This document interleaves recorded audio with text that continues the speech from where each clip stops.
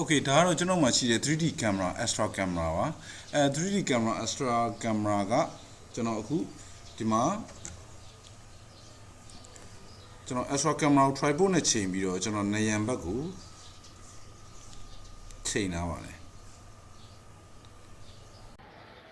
ဒီ Astra camera ကိုကျွန်တော် tripod နဲ့ချိန်ပြီးတော့ကျွန်တော်နေရန်ဘက်ကိုချိန်ထားပါတယ်ဒါဒီနေရန်ဘက်ကမြင်ရတဲ့ကျွန်တော်ဒီ camera နေမြင်ရမယ်မြင်ကွင်းပါပဲဆိုတော့အဲ့တော့အခုဒီ launch file ကိုကျွန်တော်တို့လေ့လာကြည့်မယ်ဆိုလို့ရှိရင် launch file မှာ camera နဲ့ပတ်သက်တဲ့ parameter အများပြားကိုတွေ့ရမယ်မိတ်ဆွေတို့နားလည်ဖို့တော့ဖြည်းဖြည်းချင်းကြည့်မှရမယ်ဗျာเนาะဒါပေမဲ့ကျွန်တော်တို့အသုံးပြုထိုင်ရပါပြီတချို့ parameter လေးတွေ tuning လုပ်ဆရာရှိတာလေးလည်းရှိပါလိမ့်မယ်ကျွန်တော်တို့ကတော့လည်းဒါကိုတခြား tuning လုပ်ဖို့အတွက်တချို့လိုအပ်တဲ့ဟာတွေဥပမာ transform ထုတ်လိုက်မယ် true false ပေါ့เนาะပြီးတော့ကျွန်တော်တို့ဒီ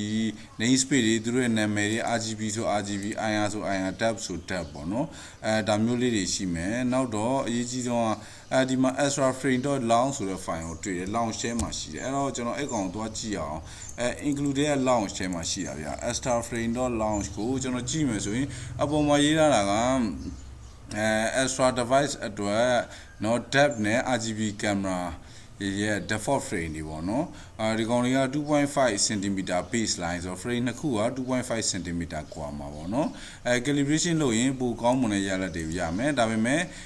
ဒီကောင်တွေကလည်းတိကျပါတယ်တဲ့เนาะရေးထားတာအဲ့တော့ဒီကောင်ကိုထည့်ပြီးတော့ကျွန်တော်တို့ calibration ကျွန်တော်မလုပ်ထားဘူးအခုဟာကျွန်တော်ဒီတိုင်းပဲ default အတိုင်းပဲသူရဲ့frame ပေါ့နော်ဒီမှာဆိုကြည့်မယ်ဆိုရင် transform မှာဆိုရင် static transform publisher တွေ2ခု3ခု4ခုလောက်သုံးထားပါတယ်static transform publisher မှာကျွန်တော်တို့ဒီမှာ link ဒီcamera link เนาะပြီးတဲ့ခါကျတော့ camera link နဲ့ပြီးတော့နောက်တော့ကကျွန်တော်တို့ camera depth frame link ရဲ့ transform ကိုထည့်ထားတယ်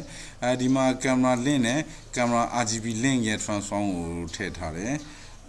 ဒီမှာကတော့ကျွန်တော်တို့ဒီ static transform publisher မှာတော့ဒီမှာ camera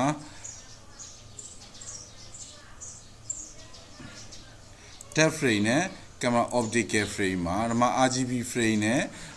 RGB frame က child or parent frame ပေါ့နော်ပြီးတော့ RGB optical frame မှာเนาะအဲ့တော့ဒါနဲ့ဆိုရင်calibration မလုပ်လဲဒီ file နဲ့ဆိုရင် launch လုပ်လို့ရတာပေါ့နော် Astra launch ကိုလေ့လာကြည့်ရင်တော့ဒါက transform ထုတ်လွှင့်ဖို့အတွက်ခုနက file မှာဒါကတော့ camera ဆိုင်ရာ tuning အတွက်ပါเนาะ camera ဆိုင်ရာ tuning အတွက်ဆိုတော့ဒီမှာတော့တူးကြတာတော့မပါဘူး camera namespace တွေdriver လို့မလားမလုပ်ဘူးလား transform ထုတ်လွှင့်မှာခုန transform force ပေးတိုင်းဒီ file ပါလာတော့မှာမဟုတ်ဘူးပေါ့နော်အဲ့လိုမျိုးရှိတယ်အဲ့တော့ကျွန်တော်ဒီ ROS1 Astra launch ဆိုပြီးတော့ launch လုပ်လိုက်ပြီ launch လုပ်လိုက်ရင်ဘယ်လိုဖြစ်လဲဆိုတော့ Avis မှာကြည့်လို့ရှိရင်ဒါဆိုရင် camera link ကနေပြီးတော့လှမ်းမြင်ရတယ်ဒါ 3D